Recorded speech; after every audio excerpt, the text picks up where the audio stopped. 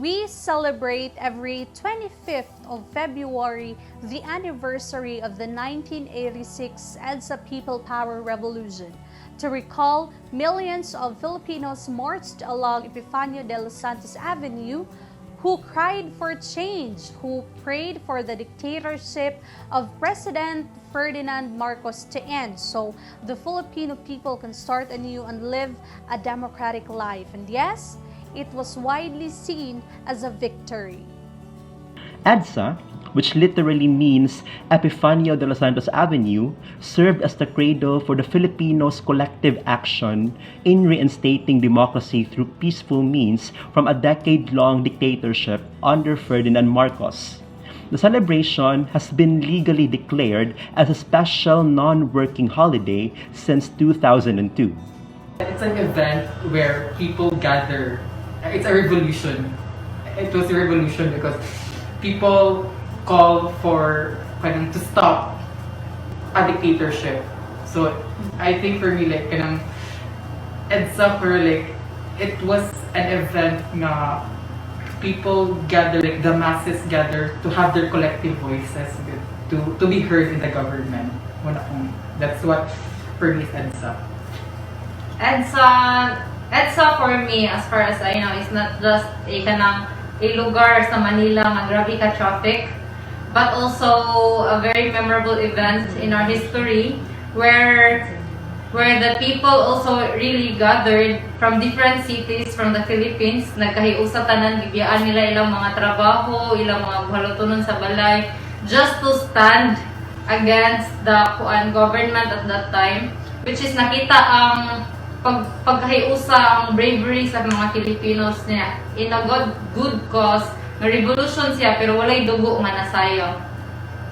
Yes, very true, no? Like, it was like a commemoration wherein the people united for a common good, which is to stand for their right and to seek for freedom. Like, to overthrow the dictatorship and walang kadugan. Like, in a good way ba nga, like, ma-heard man lang ilang voices against sa mga totalitarian rule. The books, the discussions of the teachers, it reminds me of how impactful Edsa People Power Revolution was. But I only hear stories from other people and I keep on wondering how it impacts my life until I realize that the freedom that I enjoy today, the things that I freely do, the words that I say, if it matters or not, are actually because of the people who fought for our liberty. And that's remarkable.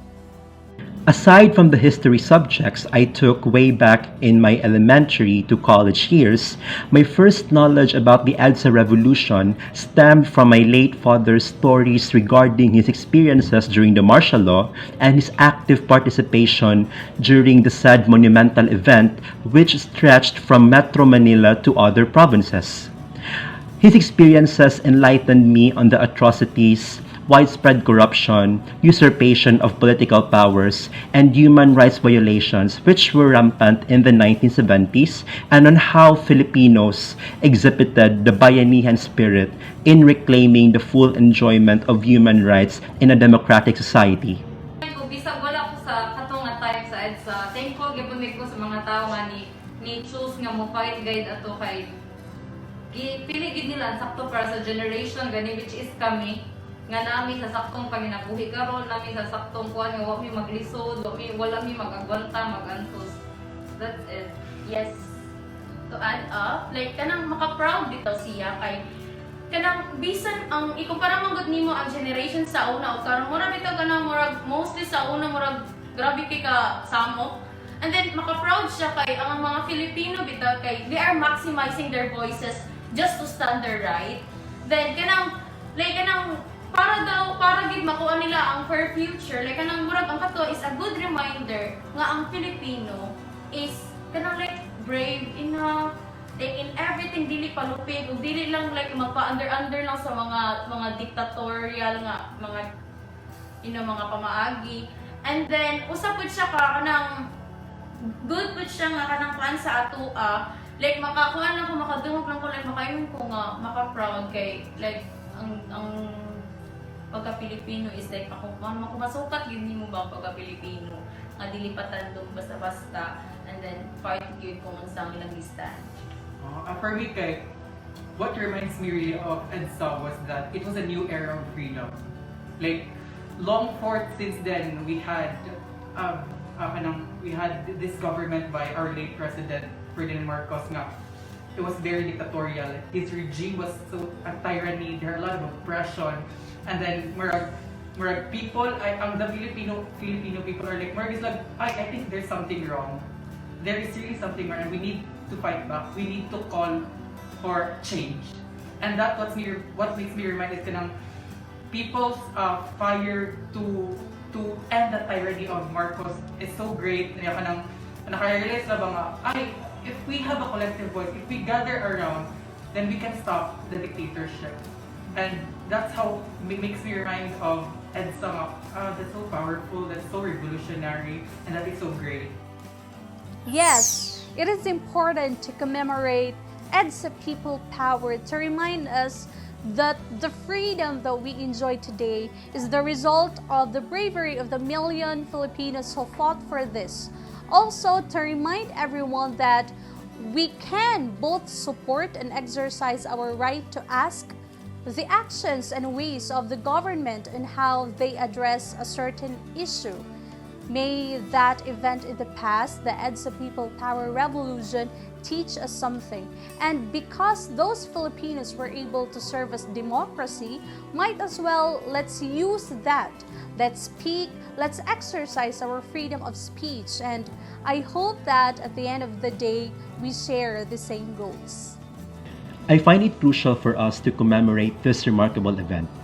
The age of information, despite how primordially beneficial it is in legitimately satiating our curiosity and hunger for enlightenment, has been opening a lot of rooms for historical revisionism. Let us deeply take the narratives of the human rights violation victims during the martial law era into full consideration. Aside from understanding our past for us to prevent the same mistakes to be committed again, let us also reflect on how we should avoid blind fanaticism towards any politician, regardless of their political affiliations. In a democratic country like the Philippines, we should remember that the authority must be derived from the governed and not from any politician using any threat of force. It's very important, Miss, kay sa Edsa Manggod, di ba revolutionary siya without any blood nga natagap. Meaning, dito nakita gyud ko unsa jud ang tinuod power sa mga tao. Ang power wala sa kung kinsa ang president, kung kinsa ang nilingkod sa posisyon. Ang power kundi kay nasa mga tao. Kita jud ang boss kay kita man ang masunod, kita man ang kanang murag recipient sa kung unsay batas nga kuan murag kita sad ang batas at that point kay murag sa mga tao nagtuyo ang tanan ba niya, nakita gid sa mga tao kung unsa jud dapat nila ikuan, so dapat i-commemorate siya kay para dili gid makalimtan ug dili siya ma-taken for granted gali. Kay dili sa beto lalim 4 days nilang pagsakripisyo atong revolutionary and successful ang event, pero ang mga tao karon nga naka-benefit sa kung unsa toy gihagwan sa uban kay murag passive lang kayo, murag wala lang nila gyud ang una kung unsa ang sakripisyo nga gibuhat sa mga tao tong mga nabiktima sa diktatorial ni Marcos. Tunay sad nga ang mga Pilipino sad kay wala sad nakalimot ba. Mata to mapadayon gyapon siya as the generation goes along. Yes, it's very important also kay para for kanang karon nga generation like ma-aware bitaw kung unsa ginang happening kung unsa ginahitabo. Kay sometimes manggod we are blinded by books and we don't know the other side story of kanang matter. So murag para nako ba is kato nga event or kato siya nga happening is kanang murag ato na to mas mapan nga the true essence of bravery is not all about violence. Size mo siya ang remind ng mga gibuhat nila, why can't we do it now? So mo na siya like why they did it, so we need to do it now because we see wrong. Like kuan mo siya kanang it's so powerful that makes people question jud nga kanang what's wrong, hindi kanang maka-understand sila nga kanang ay na jud wrong nga na so like as a leader kita ang matag mo feed tag information nila nga di na siya mo na siya mao nga na there are as we see on social media there are a lot of fake news na may news lang EDSA daw was kanang dilawan, something like that. It was called by Cory Aquino administration. But no, I think we need to take part in educating nga dili it was a people power. It was a collective voices of the masses to call for change, and it's not too late to do it now. Because if we see wrong, then call it and call for a change. Because our voice matters.